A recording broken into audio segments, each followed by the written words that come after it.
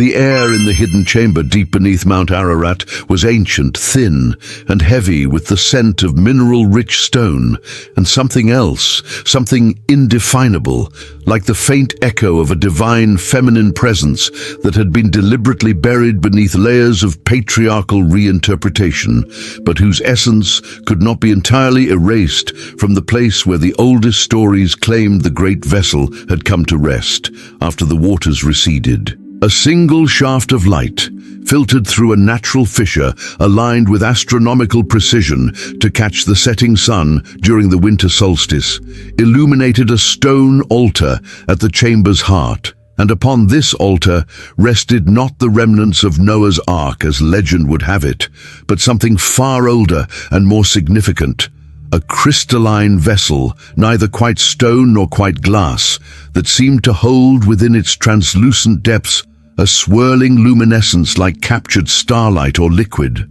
consciousness itself. Around the vessel, inscribed in the living rock of the chamber walls, in a script that predated cuneiform and hieroglyphs, was a narrative that challenged every assumption about the flood myth, about the Ark, about what was saved, and why. In the time before the waters rose, when Sophia walked among humanity, teaching the mysteries of consciousness and the path to divine union, she foresaw the cataclysm that would destroy the civilization that had learned too much, had awakened too far, had become ungovernable by the powers that preferred humanity enslaved. She gathered the wisdom teachings, the practices, the knowledge of the serpent power and the divine feminine, and she placed them not in a vessel of wood to preserve bodies, but in a vessel of living crystal to preserve consciousness itself. And this is the true Ark, the secret Ark of Sophia, which carried through the flood not animals 2 by 2,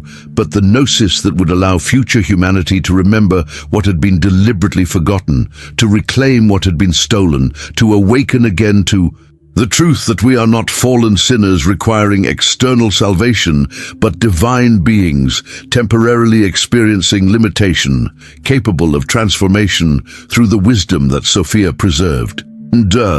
Before this vessel, a lone figure knelt in profound stillness, their entire being vibrating with the recognition that they had found what scholars and mystics had sought for millennia, that the Ark was not myth or metaphor, but actual container of actual gnosis, and that what it held was not historical artifact, but living transmission, consciousness itself encoded in crystalline form, waiting for those ready to receive it. What if the story of Noah's Ark, accepted as literal history by millions and dismissed as ancient fable by skeptics, was actually the encoded memory of something far more profound, the preservation not of biological diversity, but of spiritual knowledge, the survival through catastrophe not of physical animals, but of the divine wisdom that Sophia, the feminine face of God in Gnostic tradition, had gathered and protected from the forces that wanted humanity to forget its divine nature. And what if this secret Ark of Sophia still exists, hidden beneath layers of patriarchal reinterpretation, but accessible to those who understand that the real flood was not of water, but of forgetting? And the real salvation comes not from obedience to an external God, but from gnosis, from direct knowledge of the divine within. What timeless secret did this impossible chamber preserve, and what profound revelation awaited the one who dared to open the secret Ark of Sophia, to perceive the delicate threads connecting the flood myths across cultures to an actual cataclysm that ended an age of divine feminine wisdom and ushered in the patriarchal era that would work for millennia to ensure that what Sophia saved remained buried. My name is Lyra, and the call to something beyond had been a persistent pull in my consciousness since childhood, when I would have dreams of a great vessel that was not made of wood, but of living light, that contained not animals, but symbols and sounds and geometric patterns that seemed to encode all wisdom, all knowledge, everything humanity needed to remember, but had been made to forget. In these dreams, I saw a feminine presence of such radiant beauty and terrible sorrow, placing treasures into this vessel, not physical objects but essences, teachings, transmissions of consciousness, and I heard her say, "The waters will come, the age will end, but what I place here will survive. Those who are ready will find it. The gnosis will not be lost." These dreams left me desperate to understand if they were mere fantasy or some kind of ancestral memory, genetic knowledge passed down through bloodlines that traced back to those who had survived the actual flood and carried forward fragments of what had been preserved. My journey began not with mystical experience,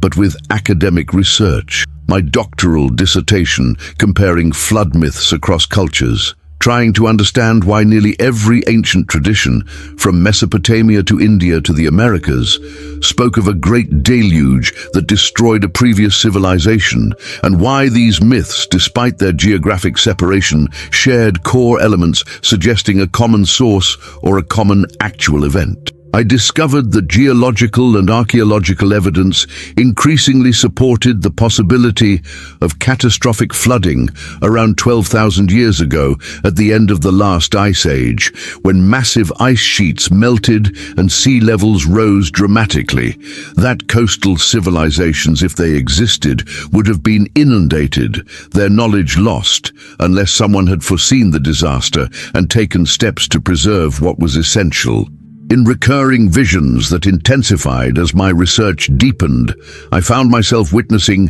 not the biblical narrative of Noah and the animals, but something far more complex and profound. I saw a civilization that had achieved levels of consciousness that our modern world can barely imagine, where telepathy was common, where energy could be worked with directly, where the understanding of the divine feminine and the practices for awakening the serpent power were widely known and practiced. I saw that this knowledge threatened certain forces, whether we call them gods or archons, or simply the structures of control that prefer populations ignorant and obedient. And I saw these forces engineering, or at least permitting, the cataclysm that would destroy this awakened civilization. But I also saw Sophia, the divine wisdom, working frantically to preserve what could be preserved, gathering not just knowledge in the intellectual sense, but the actual vibrational patterns, the consciousness itself,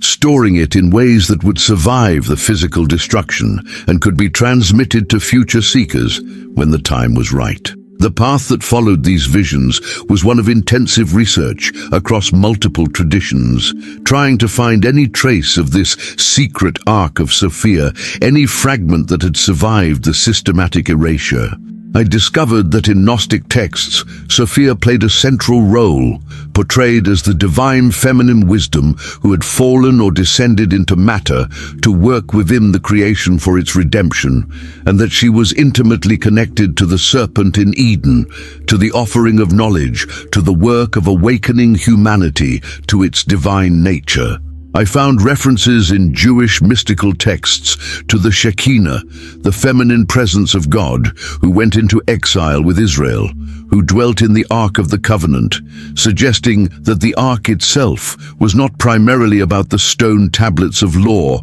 but about containing and transmitting the divine feminine presence. I discovered in Sufi traditions teachings about the heart as ark, as vessel that contains and protects the divine light through the flood of unconsciousness that dominates the world. Each discovery brought resistance, both internal and external. There was the intellectual challenge of working with sources that mainstream scholarship dismissed as mythology, trying to reconstruct coherent narrative from fragments scattered across traditions that had been shaped by millennia of patriarchal editing. There was the religious conditioning that insisted the biblical flood narrative was either literal truth or simple allegory, that any suggestion of a secret ark of Sophia was Gnostic heresy. There was the materialist scientific voice that insisted consciousness could not be stored in crystals, that the whole concept was New Age pseudoscience with no basis in reality.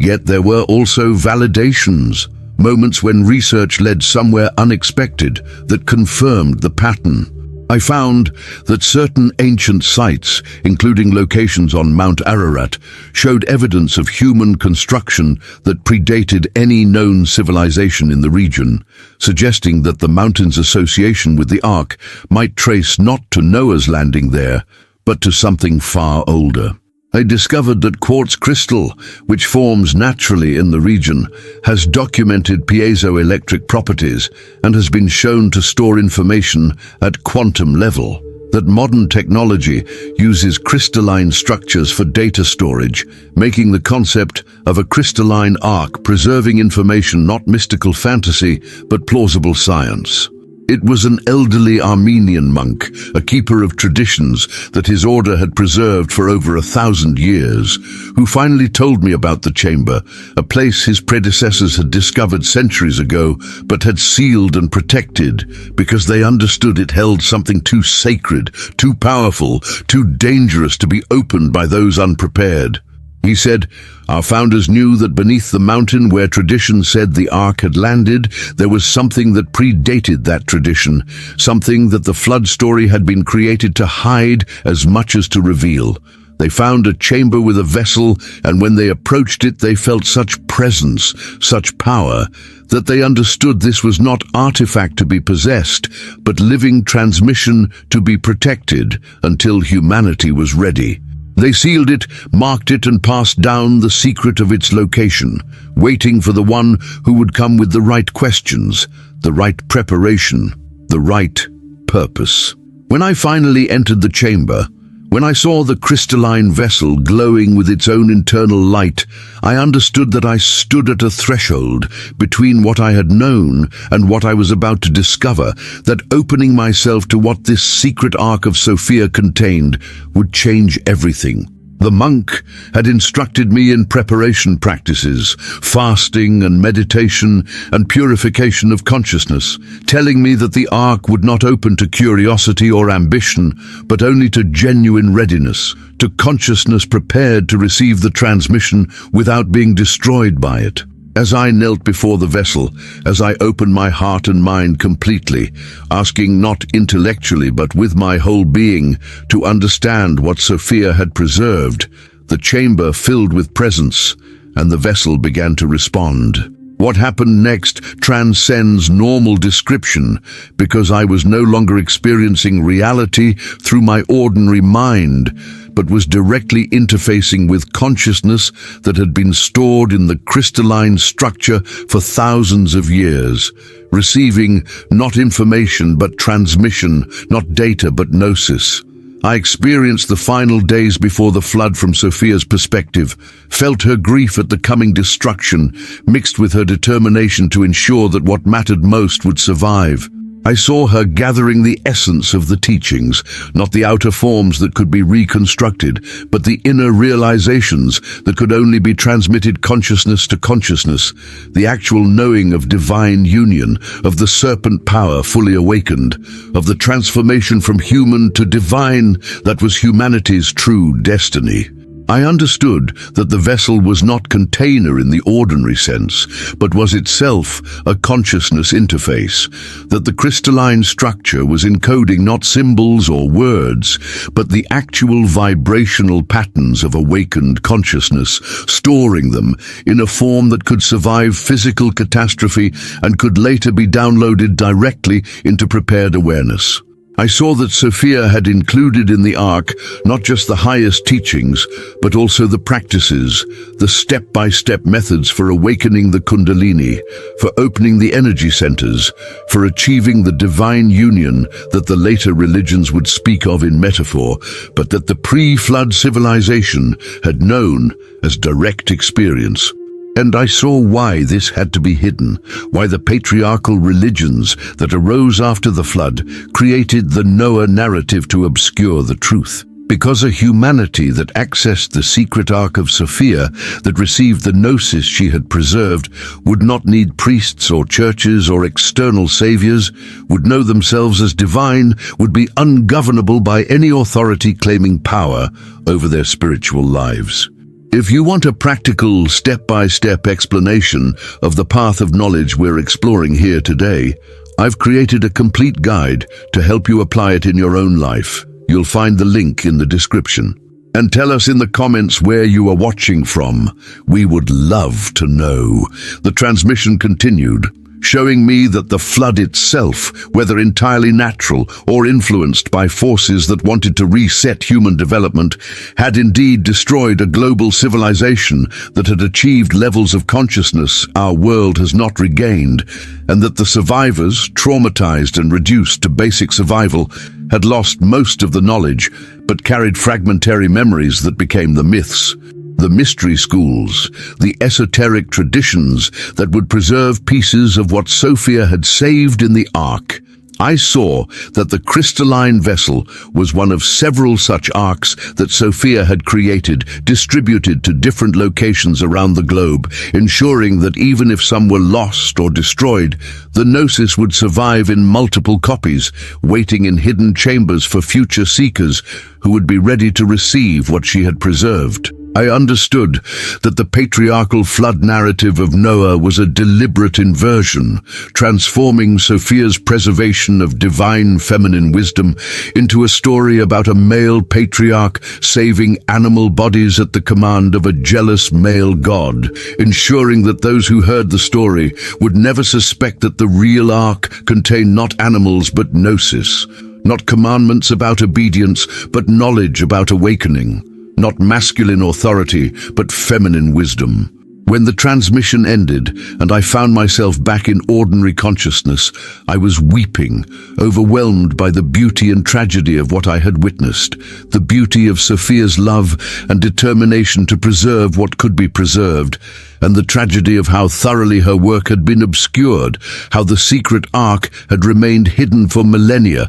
while humanity suffered under religious systems that used the flood story to justify patriarchy, to suppress the divine feminine, to keep people ignorant of the gnosis that would liberate them. The weeks that followed were of profound integration and decision. I knew that revealing what I had discovered would be controversial beyond anything I had previously shared, that claiming the Ark was real and contained Sophia's preserved gnosis would be dismissed as delusion by skeptics and condemned as heresy by religious authorities. Yet I also knew the truth had found me for purpose, that the time of hiding was ending, that humanity needed what Sophia had preserved, needed the gnosis that could transform our understanding of who we are and what we're capable of becoming. I began carefully, teaching first to small groups who had trained in practices that prepared consciousness for reception of higher transmissions.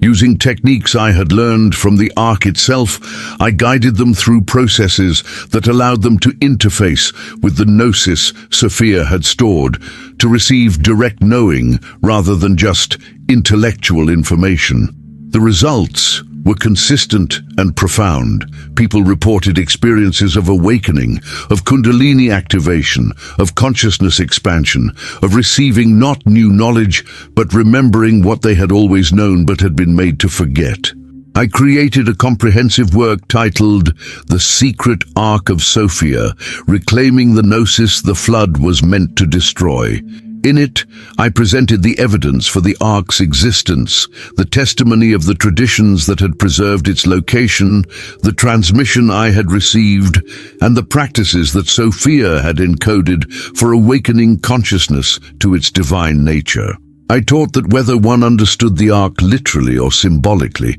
the truth it pointed toward was valid and vital, that the divine feminine wisdom had worked to preserve through catastrophe the knowledge of human transformation, that this gnosis survived in hidden form waiting to be reclaimed, and that the flood narrative in scripture was both memory of actual cataclysm and deliberate obscuring of the real preservation that had occurred. My final work in this phase was to create a network of guardians, practitioners committed to protecting and transmitting what the secret Ark contained, ensuring that Sophia's preservation work would continue, that the gnosis would spread, that humanity would have access to the wisdom that had survived the flood of forgetting. On a night when the network gathered, standing in meditation before a crystalline structure we had created to serve as receiver and transmitter of the Ark's gnosis, I spoke what we had all come to know.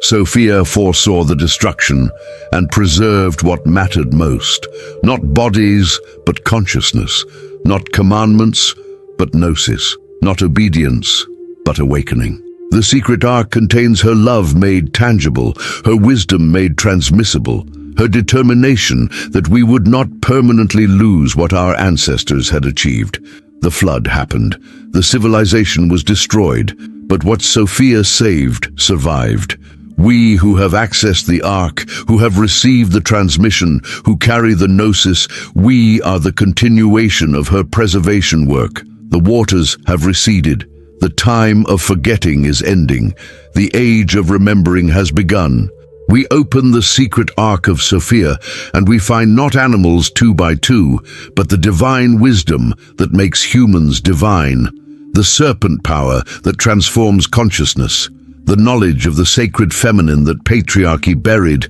but could never destroy. What was preserved through the flood is emerging again. What Sophia saved is being reclaimed. And we who receive it become the living arks, carrying forward through this age what she carried through the waters, ensuring that the gnosis never floods again, that the wisdom remains accessible, that humanity can finally remember what it was always meant to become. And as I spoke, I felt Sophia's presence, not as distant deity, but as living wisdom within and around us, confirming that the Ark was open, the gnosis was flowing, and the preservation work she had begun before the flood was reaching its fulfillment in us, in this moment, in our commitment to carry forward what she had saved at such cost and with such love. And if you like this story, you will definitely love the next one that's appearing on your screen. Don't forget to subscribe to our channel, leave your like and activate the notifications.